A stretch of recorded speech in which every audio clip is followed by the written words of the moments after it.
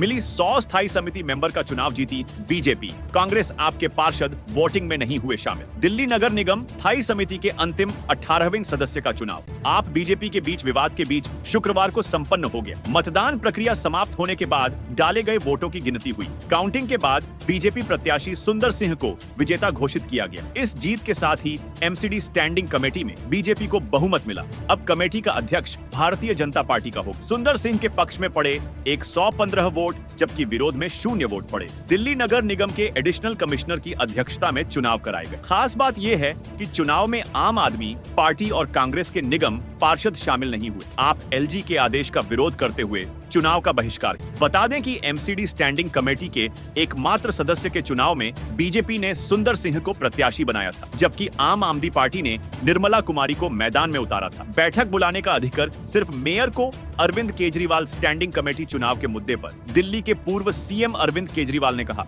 MCD के कानून में साफ साफ लिखा हुआ है कि सदन की सिटिंग बुलाने का अधिकार केवल मेयर को है। सदन की सिटिंग एलजी या कमिश्नर नहीं बुला सकते हैं। कल को लोकसभा की अध्यक्षता होम सेक्रेटरी से करवा देंगे। बीजेपी की नीयत में खोट। उन्होंने कहा, हम जनतंत्र में रहते हैं। कानून में लिखा है कि जब भी सदन बुलाया जाएगा तो 72 घंटे का समय दिया जाएगा। हर पार्षद को टाइम की जरूरत होती है। उनकी नीयत में खोट नजर आ रहा है। कुछ न कुछ गड़बड़ करने की साजिश नजर आ रही है, तभी ताबड़तोड़ लगे हुए हैं। मेयर ने कमिश्नर को चिट्ठी लिखकर आज होने वाले चुनाव को गैर कानूनी और असंवैधानिक करार दिया है। उन्होंने कहा कि आज का चुनाव न कराया जाए। एमसीडी का सियासी समीकरण। एमसीडी में कुल 250 पार्षद हैं, जिन्हें स्टैंडिंग कमेटी के अंतिम सदस्य का चुनाव करना था। इनमें एक पार्षद का इस्तीफा देने की वजह से एक सीट खाली है। कांग्रेस के 9 पार्षदों ने वोट डालने का फैसला नहीं लिया। कुल मिलाकर पार्षदों की संख्या घटकर 240 हो गई, यानी 121 पार्षदों का वोट जिसके पक्ष में जाएगा वो स्टैंडिंग कमेटी का सदस्य चुन लिया जाएगा। एमसीडी में आपके पास 125 पार्षद हैं। बीजेपी के पास